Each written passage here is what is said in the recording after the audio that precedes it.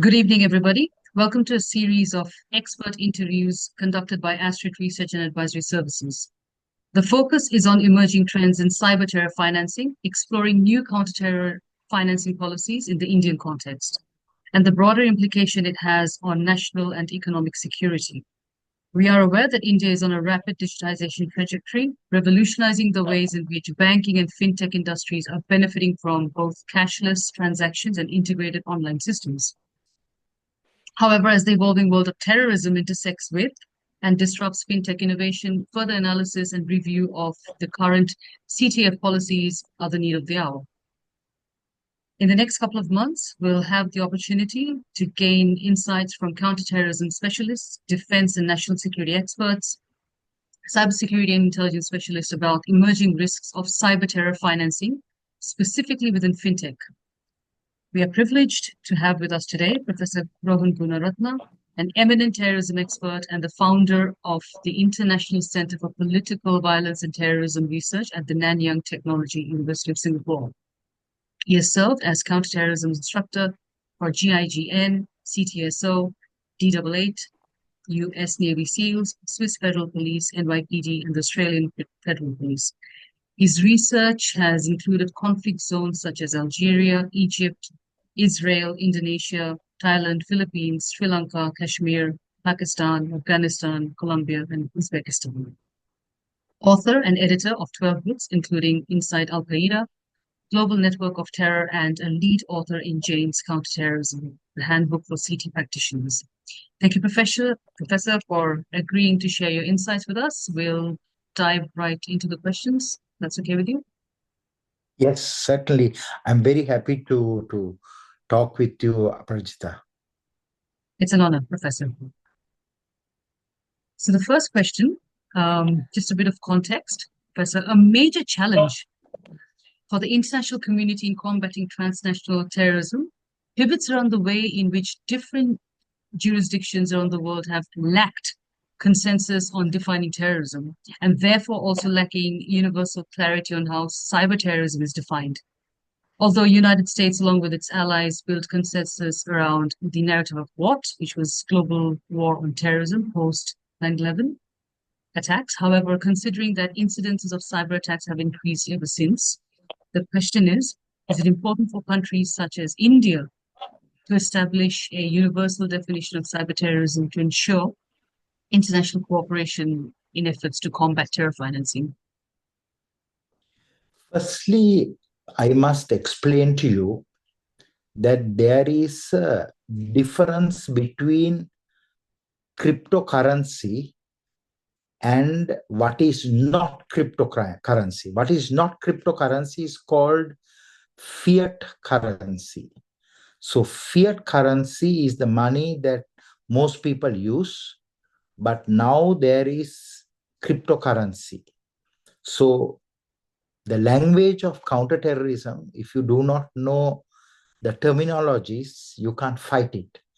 But if you speak to most people in military, law enforcement, or intelligence, or finance, they do not know this distinction. So I want to share with you that in the past 30 years, there has been significant progress in the fight against terrorism, and especially the use of finance.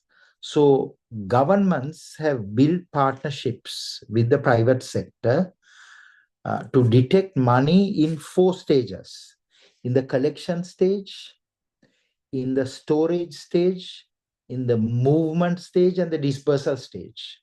So governments can detect terrorist money in these 4 stages only if they work with the banks and the financial institutions. But most government agencies are very backward.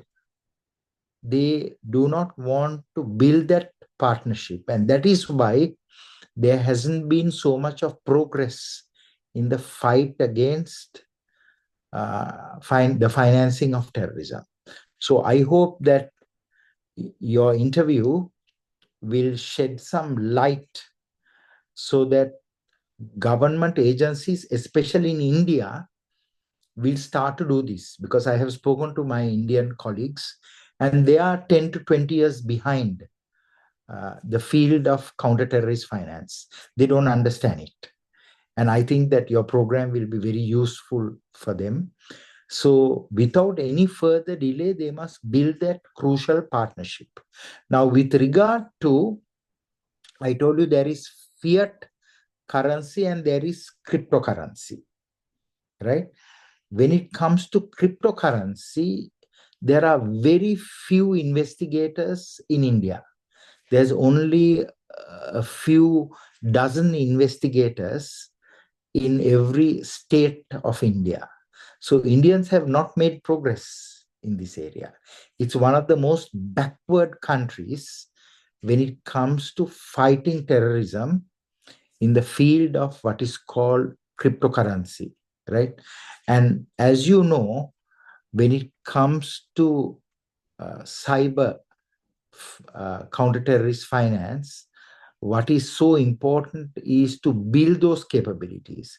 Right now, those few investigators that have developed specialty in the cryptocurrency investigations, they are all overwhelmed because they have not hundreds, but they have thousands of cases. But there are only very few people with the expertise and the tools to do it. So your interview will be invaluable for them. It will be a very timely interview. I ask you to share it with the tens of thousands of banks and financial institutions in India. In Singapore, we have 5,000 banks and financial institutions. So, with regard to fiat currency, that is the currency you use and most people use, it is quite easy to track now. There is no issue of knowledge. But when it comes to cryptocurrency, most law enforcement authorities do not know how to track, trace, or recover the cryptocurrencies. So there are thousands of cases that are pending. And as I mentioned, there are only very few officers trained and working on these cases.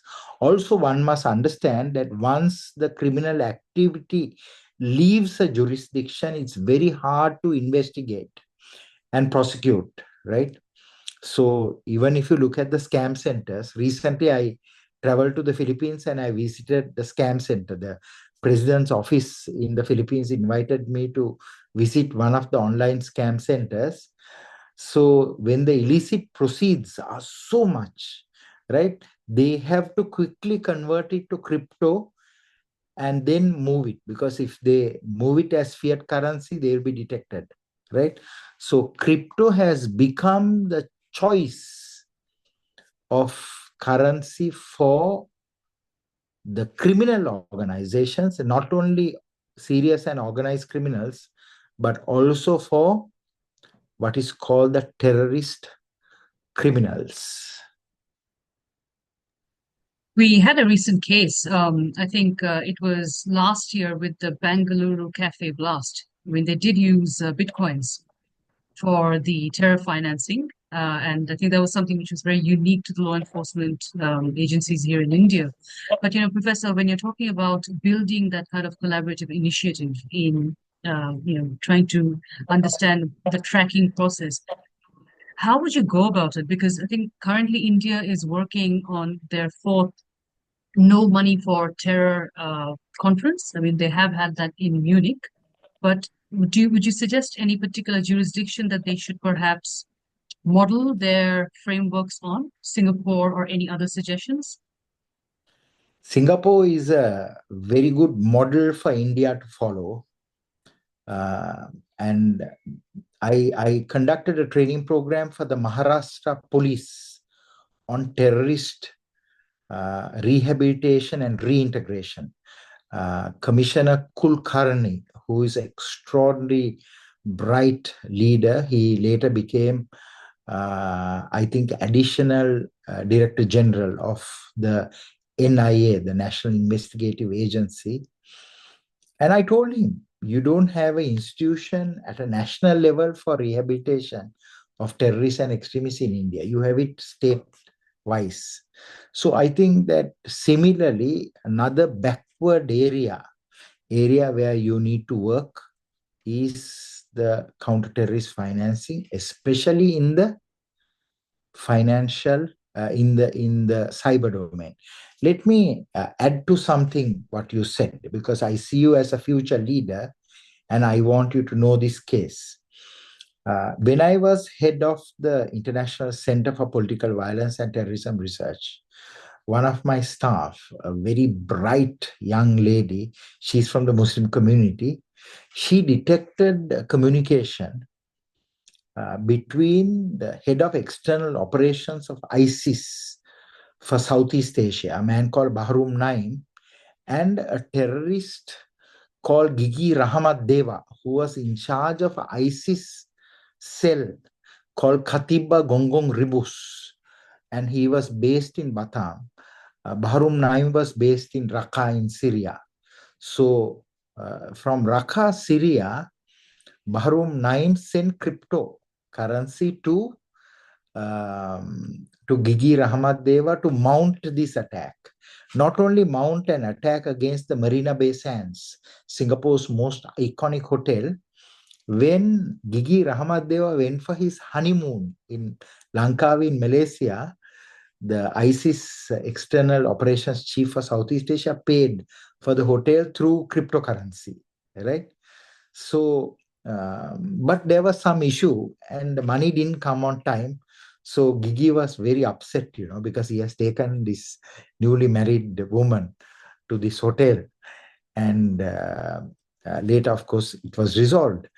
But I also want to tell you, when Bahrum Naim, because after the plot was exposed that he was trying to attack Singapore's most iconic hotels, the Americans mounted operation to kill him, to assassinate him, to eliminate Bahrum Naim, because he was a threat not only to Singapore but to countries in the region.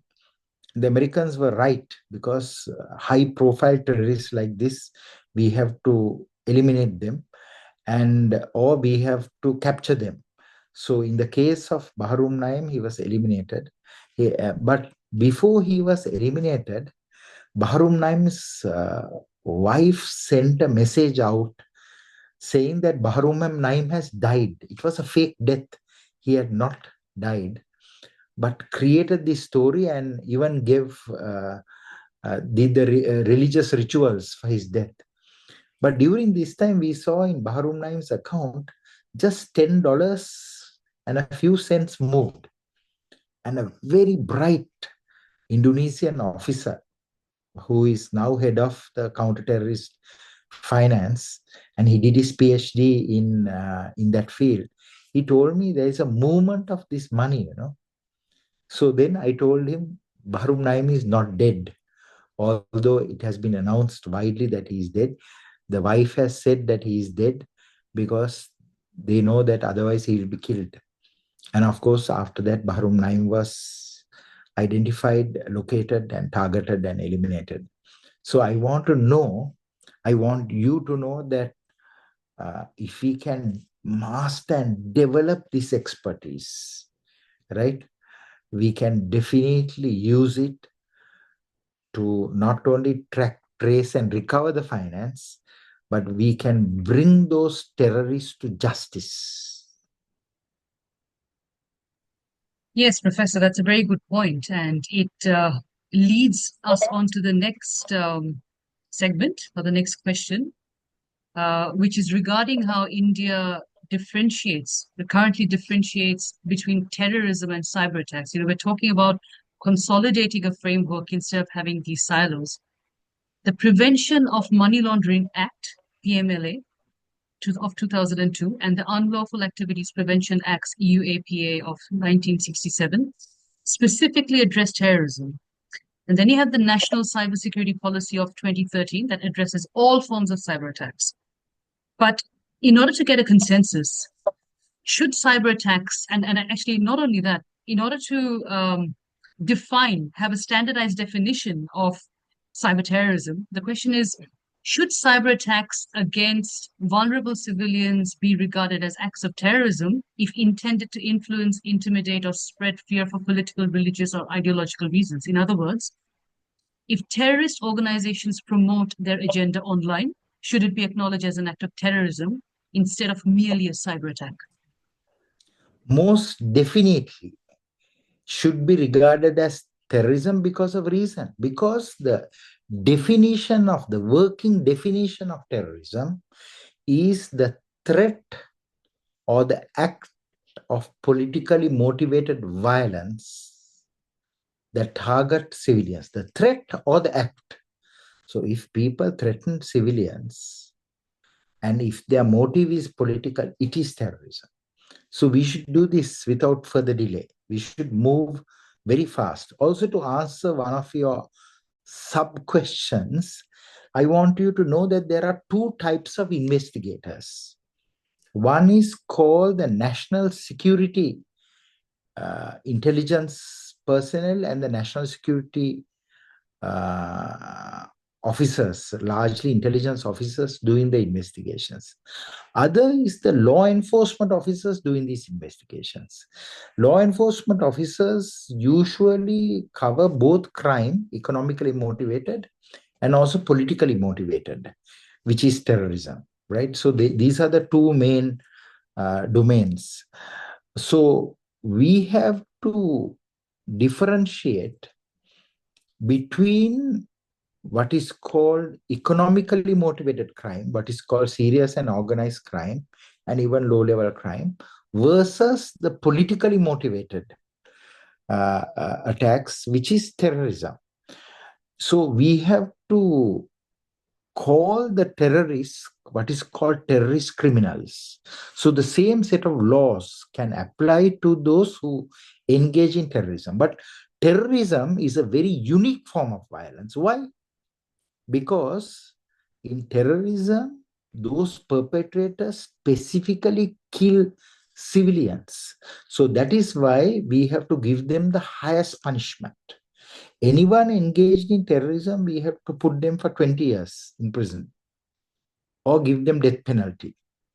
Like, and we also have to seize all the assets so that it will be a permanent lesson, not only to that individual who did it, but to the community. Do not engage in terrorism because terrorists kill civilians. Look at the Hamas attack, right? October 7th, 2023, right? There are demonstrations and protests for Hamas. This nonsense should stop. Hamas killed, maimed, injured, burnt, and raped people on that day.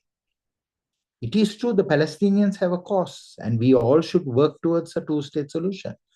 But a group of terrorists crossing the border and coming and attacking in Israel or any other country should not be tolerated. That is why it is so important to make sure that all the hostages are released. In fact, every Muslim country, every Muslim leader should advocate for that. And also they should disarm, then they should surrender. So we have to develop the laws.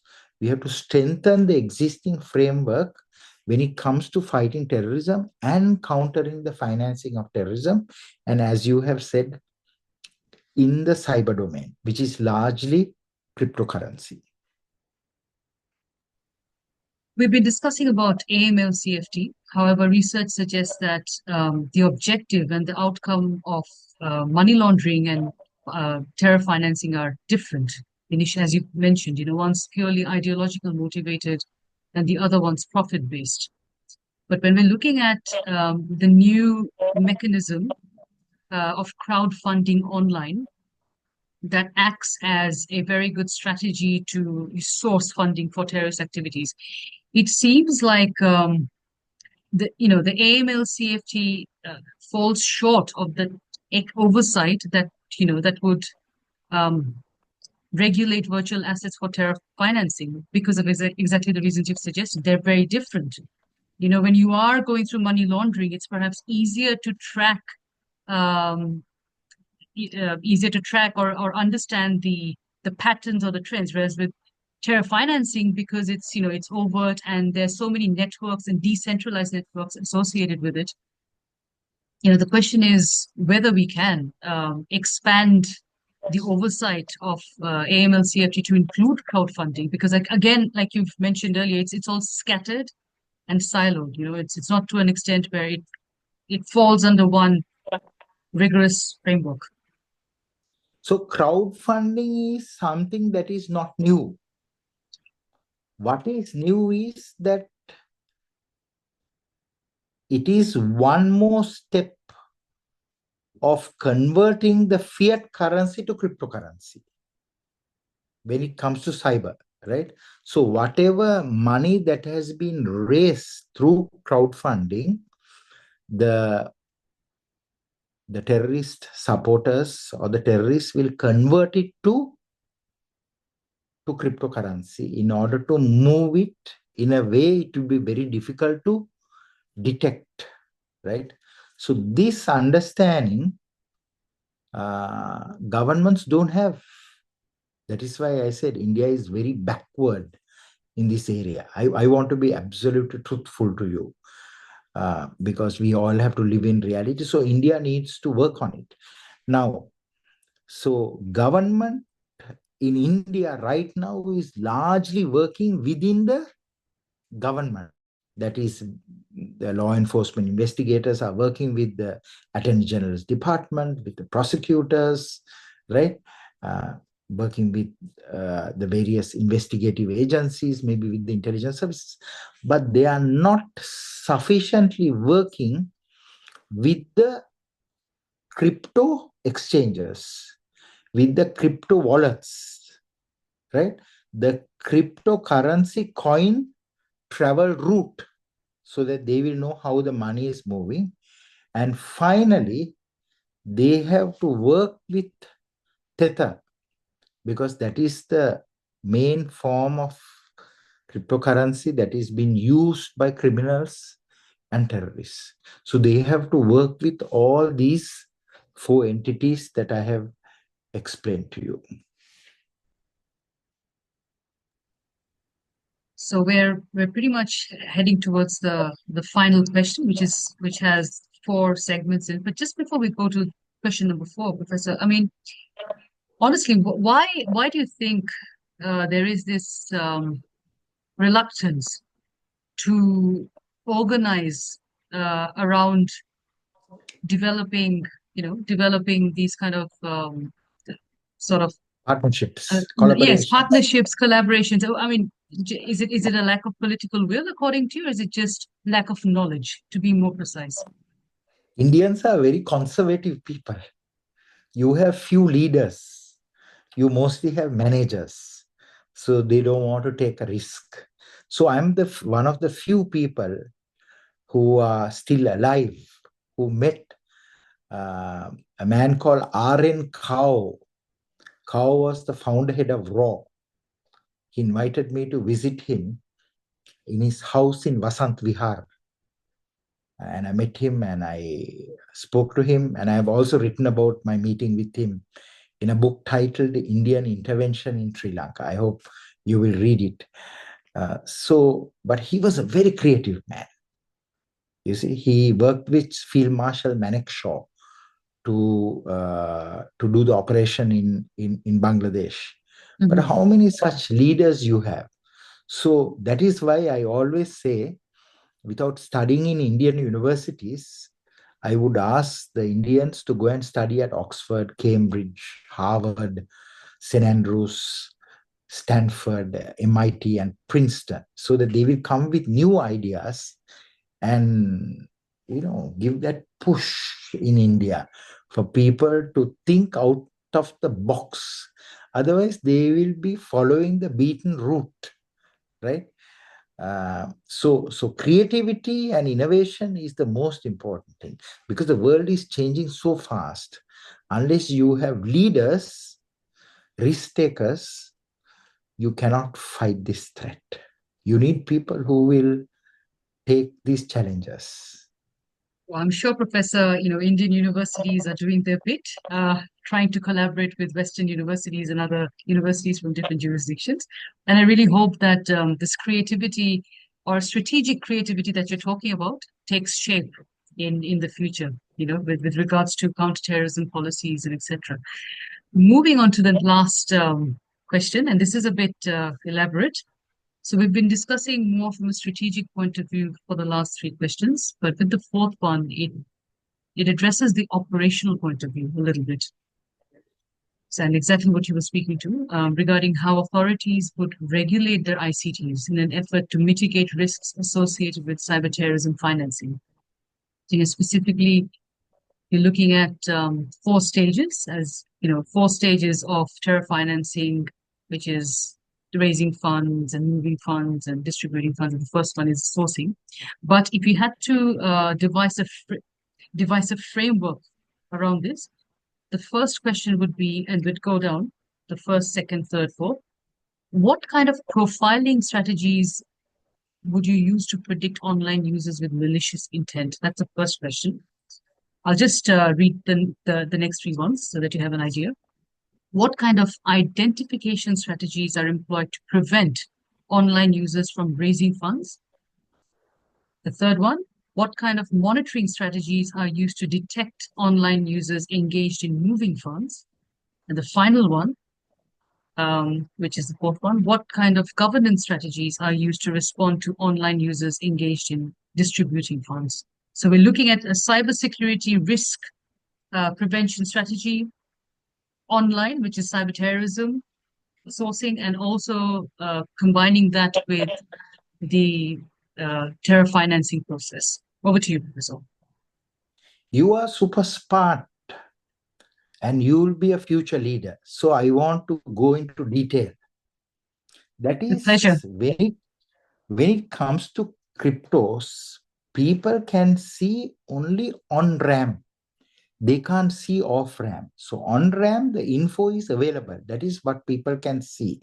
Off RAM is the info that is not available. So, but both are essential for the investigators. So for the investigators to gain access to this, they have to work very closely with these other partners, which I shared with you. So there must be a shift in India and globally from what is called counter-terrorist finance cooperation to collaboration and partnership.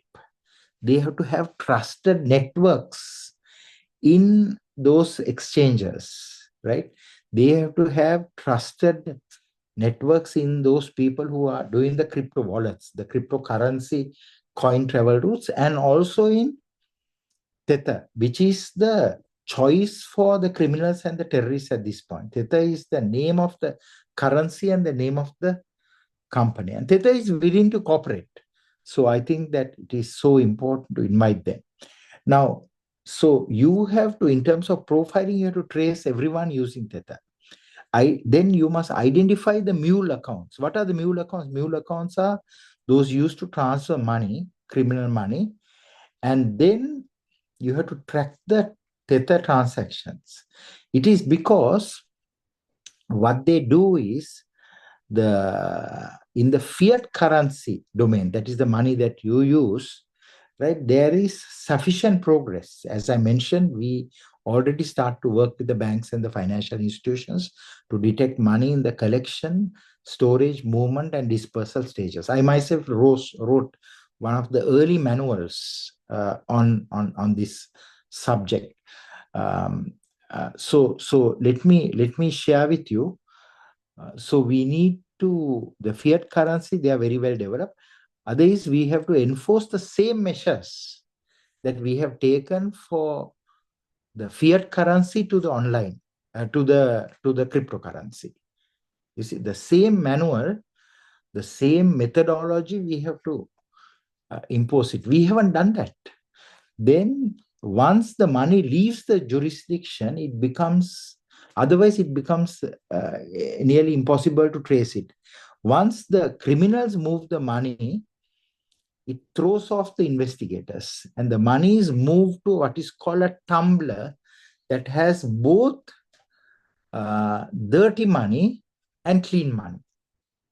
You see, that is why working with these other colleagues and friends, where you have a nice meal with them together, where you have a coffee or tea with them, and then you go and listen to some music, you build what is called trusted relationship. Without a trusted partnership, by keeping them down, saying we are government investigators, this is the private sector, you can't do this business.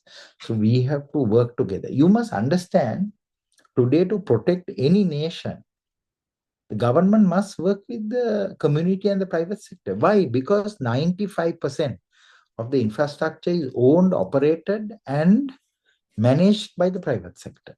So your entire presentation, I hope that the private sector will benefit from it, but it will be an eye opener for the government sector, meaning it should be, this presentation that you have made should be for specialist understanding, that is those who are in government, and also raise awareness of the public. But government must move from cooperation to collaboration and partnership. Moving from cooperation to collaboration and partnership means 5 things. One is exchange personnel between private sector and government. Second, and also between government agencies. Second is common databases. Third is joint training. So I'm about to attend a MasterCard class conducted by Danny Chan, who is an expert in this field. And Danny has invited all the government agencies and the private sector to sit together. And then if you do joint training, you can do joint operations. So government colleagues have to work with the private sector. Then sharing of experience, expertise, and technology. So this partnership is what India and the rest of the world should build. India is a emerging superpower. India has to take the lead, right? So I hope that you will work with the Indian colleagues. That is exactly the intention over here, Professor. We are running out of time, fortunately, and this has been a fantastic awareness session, as you've rightly mentioned. And because of your patient and exceptional insights, I really hope that we can have you on board again to discuss further strategies, in the next sessions later on. But thank you so I much, wish Professor. It's been an I honor. wish you all the best, and also I want to wish you a very successful professional career, Miss Benaji. Thank you, Professor Gunaratna. Thank you very Bye. much. Take care. Bye. Best wishes. Bye bye.